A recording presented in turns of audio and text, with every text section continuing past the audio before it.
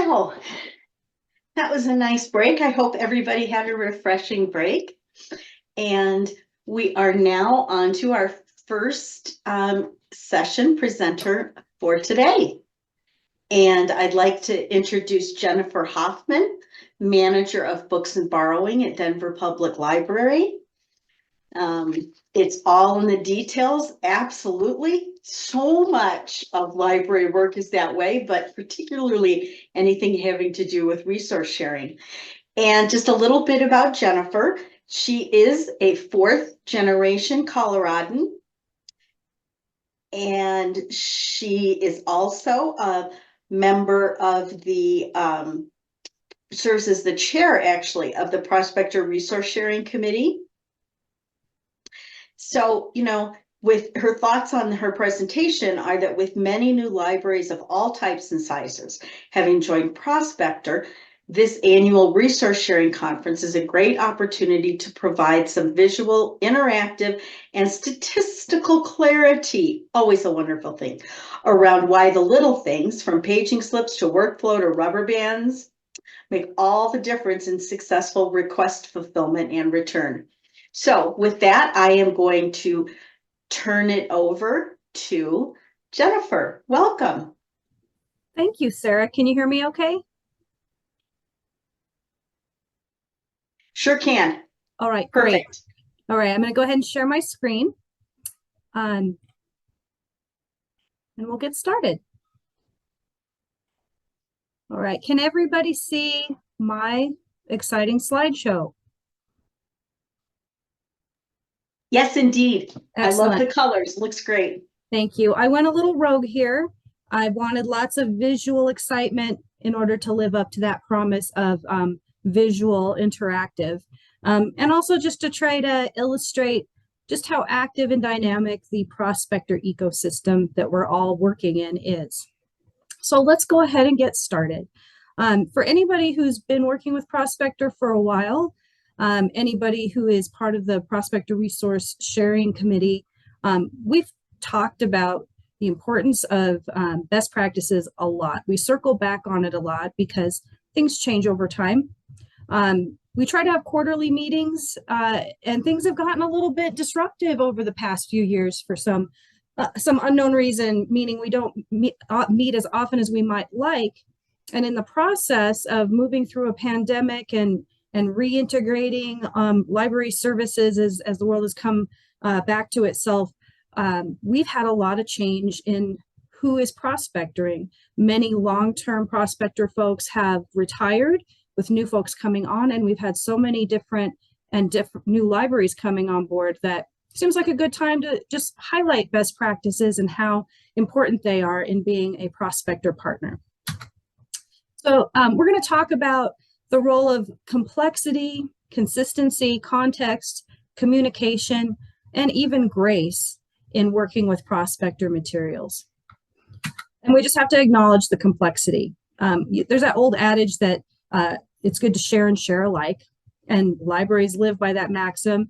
When it comes to Prospector, it applies for sure, but not directly, in that we are all libraries, and of course we all want to share, but we're not all alike. And those differences are important, and they're part of what makes Prospector so valuable, but also what makes it so important to pay attention to the details and follow best practices. The Prospector ecosystem is dynamic. It changes once in a while, but lately a lot. So being comfortable in change and responsive to change is very important. Over time, Prospector has been on this journey. Back in 1999, it started with 19 libraries and just a few ILS players in the mix. You had mostly III libraries in Colorado at that time, and some Carl libraries that were connecting through custom connections. But that was the environment for a very long time. And then in the mid-2010s, a lot started happening. A lot more libraries started exploring different ILS options. And as they did, then it became necessary to find new ways to connect back to Prospector, because that is an important part for those of us who have been on Prospector. We don't want to leave it. So having the support of our ILS system and reconnecting has been very important. And since, especially since 2020, we've had so many new libraries join, especially with Aspen Cat libraries coming on board and Swift libraries. We now have 171 different libraries that are part of the Prospector ecosystem. And many more ILSs in the mix, which means many different connections that are evolving all the time. This is just a handful of the players in the market when it comes to integrated library systems. We see them all over Colorado. Certainly they're not all listed here, but hopefully it just gives you a sense that it's become more complex and more varied. And while Sierra systems are still a big chunk of the libraries, ILSs that are being used, we're seeing more and more different players. And then that means different ways of connecting. Those Sierra libraries are able to directly connect, which is great, but we have a lot of folks out there on resource sharing brokers, and more of them are moving to APIs. And each of those APIs then being varied to connect their library back to the Prospector system. Recently, I partnered with several libraries and the Alliance to try to get a little bit of a handle on how these different connections can impact the transaction and borrowing experience. So luckily, a few folks were willing to play along with me. Marissa Wood, so grateful to her for taking the role of transacting Aspen Cat and Swift items. We had Ben Harrison from Colorado College, Victor Zuniga from Poudre River, and Ellie Kellister from University of Wyoming, all partnering on requesting materials and then transacting them, following through a sequence so that we could see where variation happened. This was all made possible because Rose Nelson did a lot of proactive work in isolating items for each of us to request. And so we put each library through the rigmarole of requesting several items, canceling some, denying some requests, letting some items go lost, and then seeing what that looked like in each of our systems.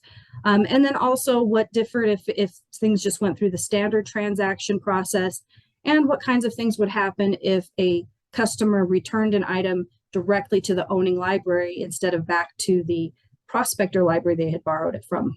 I'm still sort of sifting through this data. This is just one tab of a very big spreadsheet. But we did learn some lessons. One that was really interesting to me was that if our customer borrows an item and it goes lost in our system and they later return it, the experience in our system is different if they return it directly to us versus if they decide to take it back to the owning library, which sometimes happens. Being centrally located in Denver, a customer who loses your item when it's borrowed through my library may think, oh, I'm just going to return it back to that owning library directly to get this thing off my card faster. But what I discovered was if they return it back to DPL as the borrowing library, the item drops off their account and so does their fee automatically. But if the customer takes it back to the owning library directly, the fee doesn't drop out automatically. And there's lots of these different sort of interesting things that can happen when something in the transaction sequence happens out of order or when a step is missed. So this is just stuff to keep in mind because a lot of this stuff may be out of our control. It either may be something in the system, a feature that we don't have, or even sometimes customer behavior can impact what's happening in that line of transactions.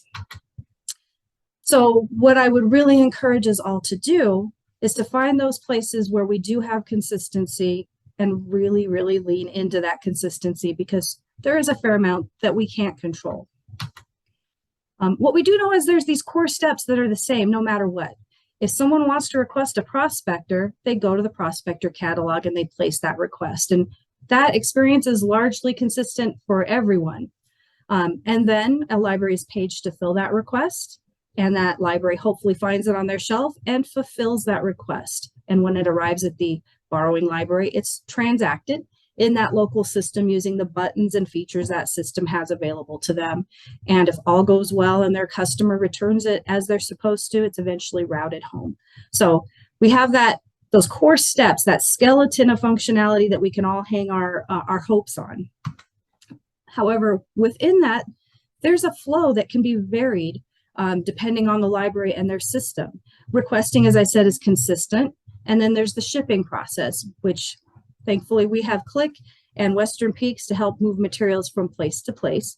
And sometimes that can be its own set of interesting challenges or delays, depending on any number of factors from weather to sickness. But then ultimately when the item arrives, it's theoretically received at that borrowing library, but that experience can be varied as well. How we receive things, or even if, can be very different. Then items are held until your customers check them out, and then anything can happen from that point. Your customer may be late with it. You may do local renewals with it. It could accidentally be misplaced. All kinds of things can happen in that space between when your customer checks it out and when you check it back in. That check-in process should be pretty straightforward too. And when it's checked back in at the borrowing library and then returned through the courier, there's that final check-in step, which if all went well, everything happened according to plan, the item at the borrowing library, it drops out of there, it drops out of that borrowing customer's account, and it's a beautiful, seamless, finished transaction. But sometimes things happen in that flow that we don't expect, and we're surprised by it. So some of the ways we can avoid those surprises is by following best practices. Following these best practices can also help us spot surprises before they pile up too far. What I've shown here, and hopefully you're all reading word by word at this point, is the best practices document that is available to folks on the Prospector Resource Committee website. But it covers things like best practices for paging slips, for packaging, it covers the fact that we don't exchange monies between libraries. Very good to be aware of this information, as it can help you over those elements of the process that you have some control over within your library. Where can you find this kind of information? Again, the Prospector Resource Sharing Committee page on the Alliance site is really, really helpful. I was just referencing this best practices document, but there are other great guides there as well. For instance, anything's Prospector and Courier best practices document. That's something a lot of us have leaned on and leveraged for many, many years, is super helpful. But you can also get paging slip templates from this page, and all kinds of great information. It's helpful to know what's alike because there are so many differences in really fundamental, specific ways. We have differences, one of which is just the paging slips themselves. This is a smattering of paging slips that we got at Denver Public Library, and some of them are a full page and some of them are a tiny little receipt. And we don't always have control over how our paging slips work or how they are produced. When we were back on an RSB years ago, we had the full pages that were big and legible and readable. And then now our paging slips, when they're produced, are just a simple receipt. And I used to feel pretty bad about it until I started seeing some of these really tiny little ones coming in, which eased my conscience a little bit. So just being aware that those differences are there, and also realizing libraries don't always have the ability to control what is on a paging slip. What we hope for, what can make a paging slip really helpful, is this critical information. The date can be really helpful. Sometimes you get an item that comes in through delivery and you're not finding it in your request manager, but when you look at that date, you realize, oh, someone just left this in this item. It's from 2 years ago. I don't need to worry about this thing. Title is really helpful. Item barcode is pretty critical. One of the steps that we take at Denver Public is when we're getting ready to receive an item, we're really comparing that paging slip to the item itself. That's super helpful to do because sometimes you have researchers that are pulling in all kinds of things on a similar topic that have similar titles or even different editions of the same title. So that paging slip information can just really help you be sure that you're receiving the right item. And then borrowing agency, when you're producing an outgoing paging slip, knowing where it's going to end up is super helpful. And the pickup location is definitely good information to have as well. Some nice to haves, but not necessarily must haves that are really helpful. Customer name on a paging slip can really help if there are any issues. However, one of the elements of having new ILSs come on, new connections, is sometimes there are things that we can't get to. Some of you may have recently received paging slips or springers from University of Wyoming. Those no longer have the patron name, and that's just part of patron privacy in their new system. It does not provide that information. But with all this other information on the paging slip, typically we'll be able to locate that item in our local system and receive it properly. Another thing that's really helpful and not consistent is sometimes libraries are able to print out their courier code on their outgoing paging slips. And that is so helpful for libraries that are able to do that. Not everyone has that ability, but when it's there on the paging slip, it really reduces the potential for someone adding the wrong courier code when they're getting ready to band and label an item. The existence of the courier slip is not only important, but how you put it in the item really makes a difference. Best practice is just place it inside the front cover of the item and really just fully nest it in there. Don't let it dangle. While these items are going to move between libraries based on the information on the courier slip, once it arrives at that receiving library, they're going to need that paging slip to resolve any potential issues they might have or to route it properly within their system. So we want that courier slip to arrive intact and be predictably findable within any item. So here's some images of books and different media and kind of a best practice for how to place that slip. And of course, I recognize not everybody has receipt size slips, so please fold your paging slips if they're larger so that you can nest them within the item. At Denver Public Library, we struggle across our 27 branch system to have consistency.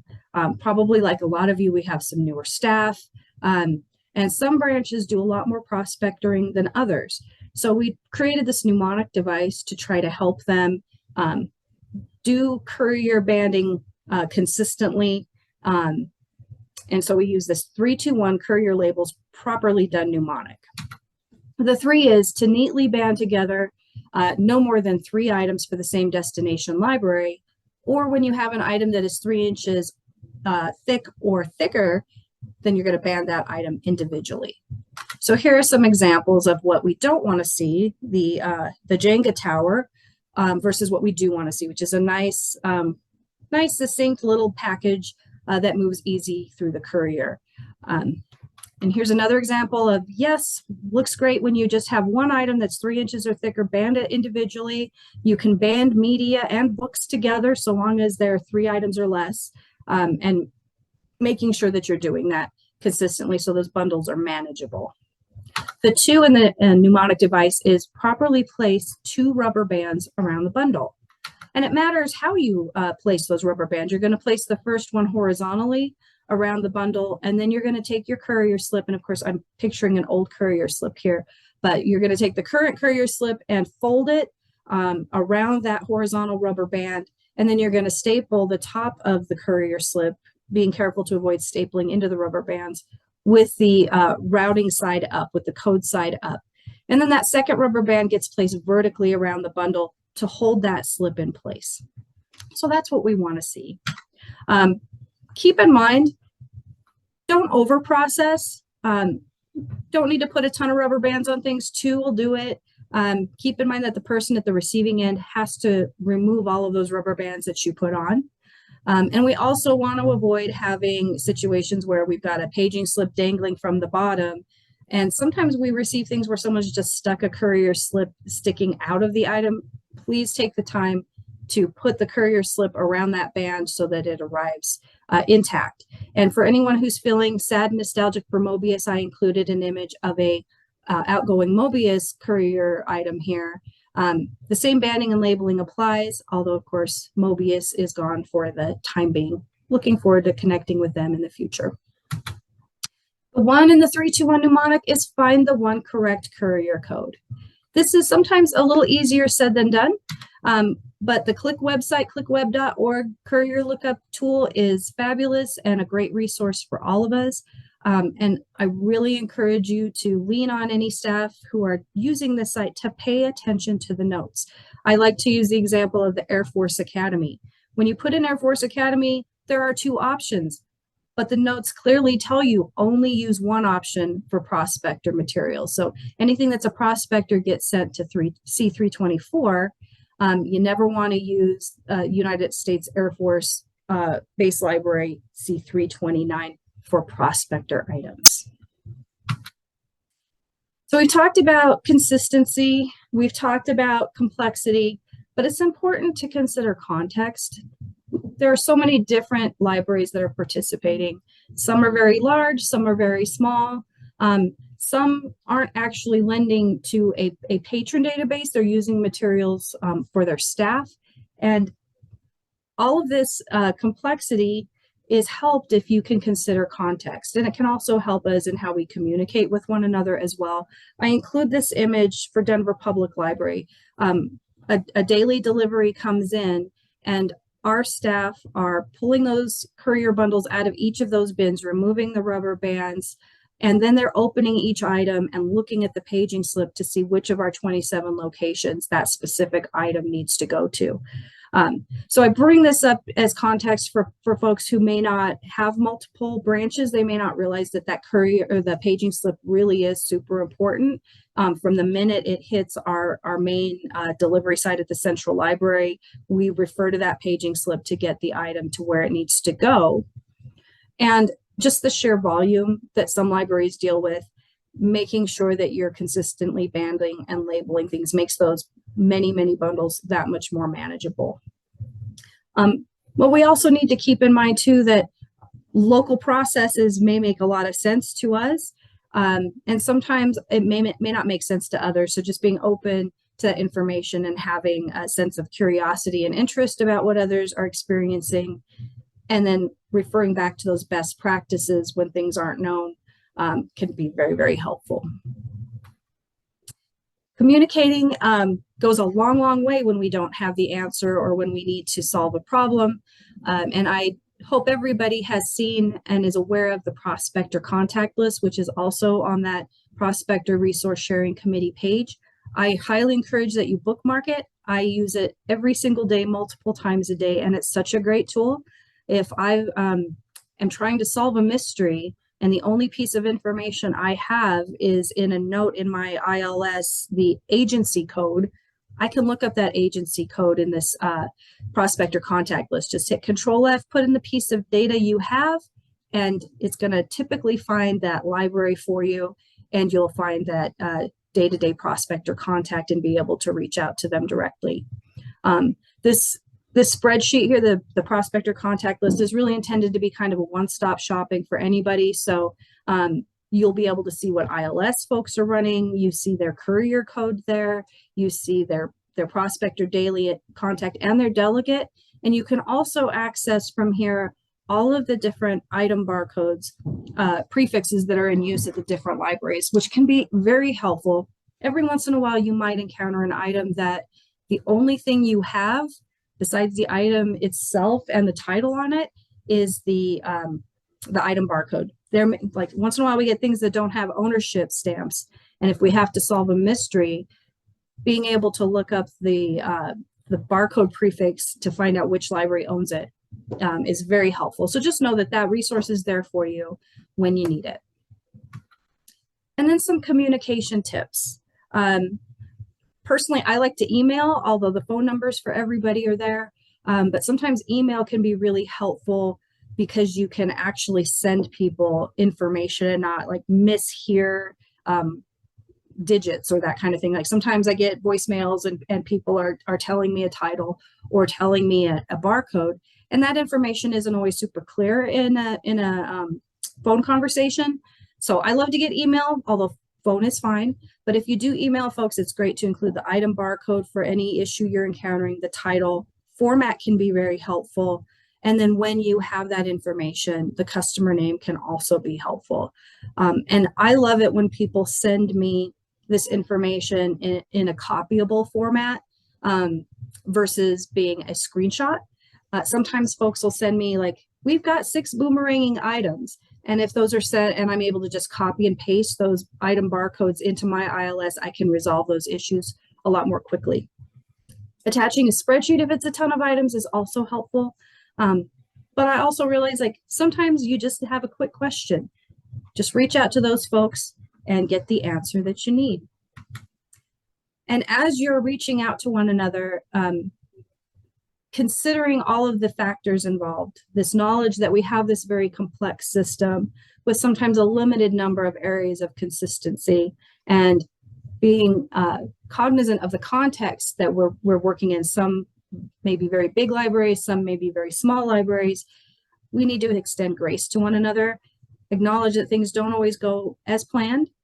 Sometimes there are many hands that touch an item before it gets where it needs to go, and an issue can happen anywhere along that trail. And also just recognizing that other libraries don't necessarily see what we see. A really great example of this, I think, is I mentioned the boomeranging items that happen from Denver Public Library. Sometimes a library keeps getting the same item from us, and they don't understand why.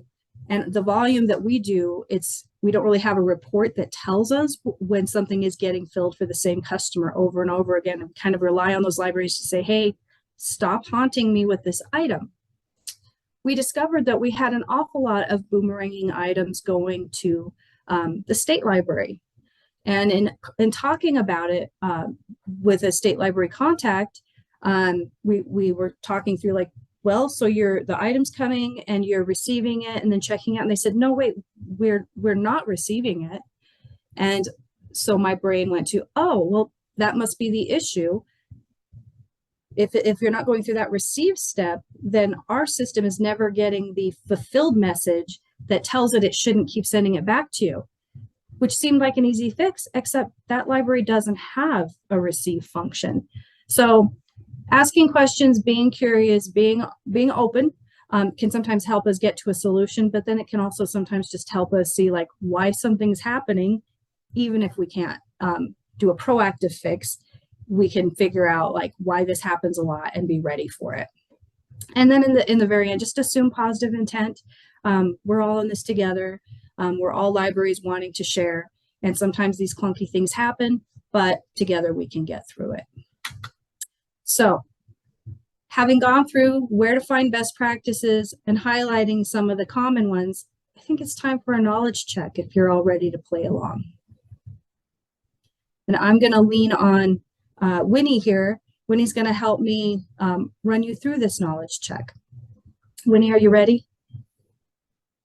I'm ready. All right.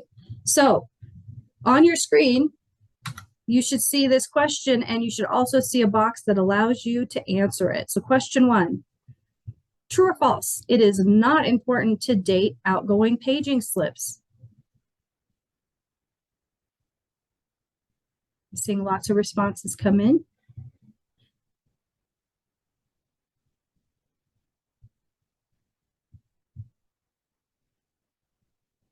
All right, so I think we're there, getting closer.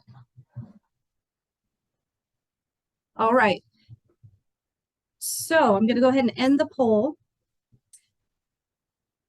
99% of the folks answering said it's false, that it is important to date the paging slips. Let's see if they're right. The answer is false. 99% of you are correct. The date can be really, really helpful, especially if you're doing some troubleshooting or you're trying to track transit time.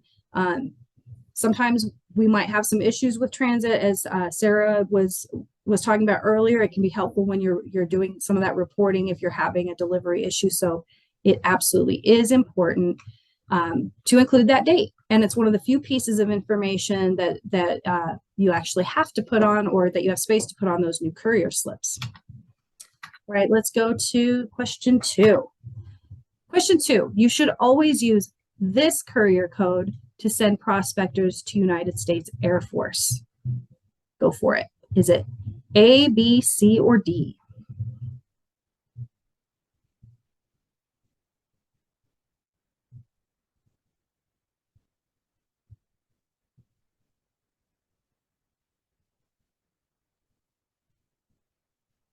All right, I think we've got all of our responses in. Coming close. I'm going to go ahead and end the poll and share the results. 84% of you said that it's C324. And we had a couple of other answers. Let's see who was right. It is C324. Of course, we don't expect anyone to memorize this if you're not sending stuff to Air Force every day, but it's just an indicator to always go ahead and check that that click page for courier codes if you're not sure, and watch for those notes. If there's two places it could potentially go to and it should only go to one, those notes will tell you that. Let's go to question 3. This bonus question for those of you that were paying attention. Which United States Air Force code should you never use to route prospectors? I see lots of answers coming in.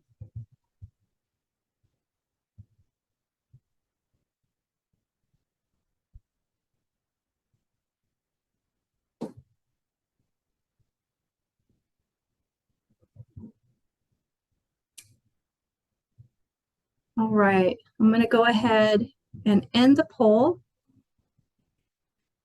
So here's the results. 87% of you said you should only send these to C329, and you are right. I like to use this little mnemonic device for this one. 4 is fine, 9 is 9, so send it to 324, not 329. Thank you. Question 4. Outgoing paging slips should always be placed where? Please select A, B, C, or D.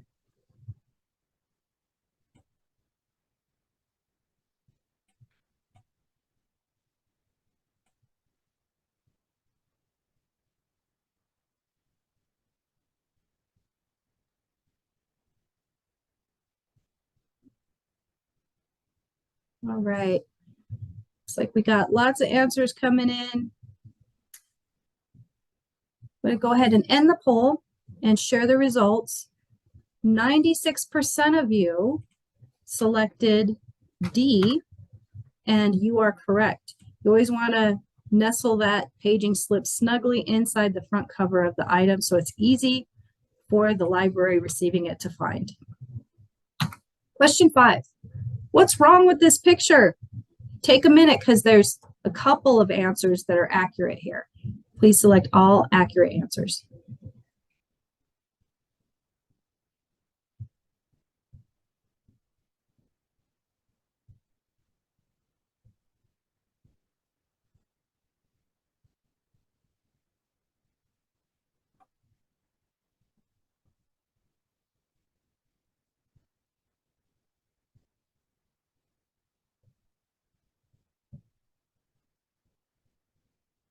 Okay, I'm going to go ahead and end the poll. And what I'm seeing is that 97% of you picked D, 75% picked B, and those are the two correct answers. Many people answered there aren't enough rubber bands, and for this Jenga stack, you're right. But if only 3 items or 3 inches were in the bundle, you wouldn't need more than 2 rubber bands. So keep in mind, if you're feeling like you might need more rubber bands, maybe your pile is too big. All right, let's move on. Well, we have some interesting artwork on here. 321 is shorthand for what? Please go ahead and place your answer. We have one correct answer on this one.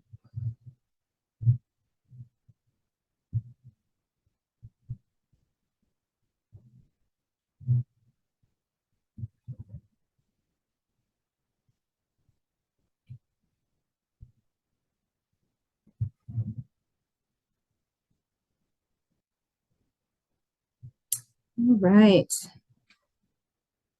Getting a lot of answers here. I'm going to go ahead and end the poll and share the results. 91% of you said that it's A, and you are correct. Always create your bundles in stacks of 3, or if you have an item 3 inches or bigger, it'll be its own bundle.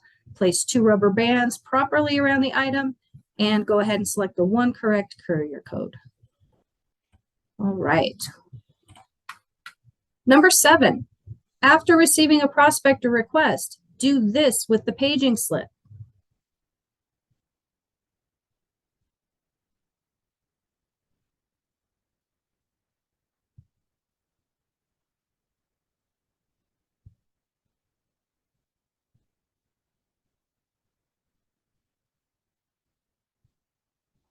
This one might have been a little bit of a cheat on my part because we didn't go over this specifically in the presentation. I am going to go ahead and end the poll and share the results. So we had a bit of mixed answers here, but go ahead and shred it. Once you have received that item and it's ready for your hold shelf, unless your local library doesn't worry about hold shelves, it's a good idea to go ahead and shred that paging slip, because in many cases it does contain personally identifiable information about the customer. You don't want to recycle it for that reason. You don't want to leave too many things in the item, and once you have your hold slip in there, you don't really need the paging slip anymore.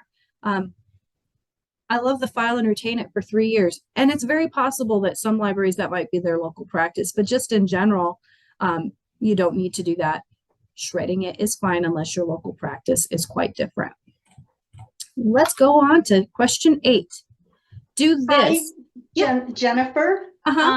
Unfortunately, you've got such wonderful questions and you shared such wonderful information. And I might steal some of your pictures of your bundling for something we're doing at Click for Courier. But at any rate, I think we had a little bit of a mix up on time, because and the LRS session is supposed to start at 11:05. So I'm just giving you this verbal cue that we're going to go straight into LRS when you're finished with your polls. Okay. And actually, if everybody's okay, maybe we'll just go through this real quick and we'll not poll.